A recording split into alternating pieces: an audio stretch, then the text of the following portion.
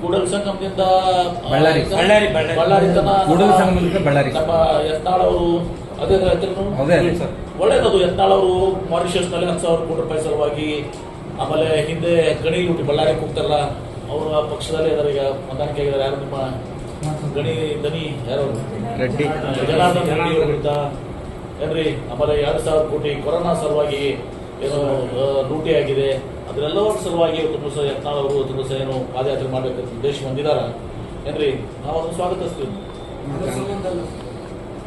ಅವ್ರು ಮಾಡ್ತಾ ಇರೋದು ಕಾಂಗ್ರೆಸ್ನ ಯತ್ನಾಳ್ ಅವರು ಆನ್ ರೆಕಾರ್ಡ್ ಇದೆ, ಇವತ್ತೆಲ್ಲ ಇದು ಆನ್ ರೆಕಾರ್ಡ್ ಇದೆ, ನಾನೇನು ಹೇಳ್ಬೇಕಾಗಿಲ್ಲ, ಆನ್ ರೆಕಾರ್ಡ್ ಇದೆ. ಯತ್ನಾಳ್ ಅವರು ಕರೋನಾ ಸಂದರ್ಭದಲ್ಲಿ ಯಡಿಯೂರಪ್ಪ, ವಿಜೇಂದ್ರ ಮತ್ತು ಇನ್ನೊಬ್ಬರು ಯಾರು ಮಂತ್ರಿ ನಮ್ಮ ಸುಧಾಕರ್ ಅವರು ಈಗ MP ಇದ್ದಾರೆ, ಇವರು 2,000 ಕೋಟಿಗಿಂತ ಹೆಚ್ಚಿಗೆ ಮಾಡಿದ್ದಾರೆ. ವಿಜೇಂದ್ರ ಹೋಗಿ ಮಾರಿಷಸ್ನಲ್ಲಿ 10,000 ಕೋಟಿ ರೂಪಾಯಿ ಅಪ್ಪ ಮಗ ಹೋಗಿಟ್ಟು ಬಂದ ಅಂತ ಹೇಳಿದ್ದಾರೆ. ಅದಕ್ಕೆ ಪದೇ ಪದೇ ಮಾರಿಷಸ್ ಕೊಡ್ತಾರೆ ಅಂತ ಹೇಳಿದ್ರು.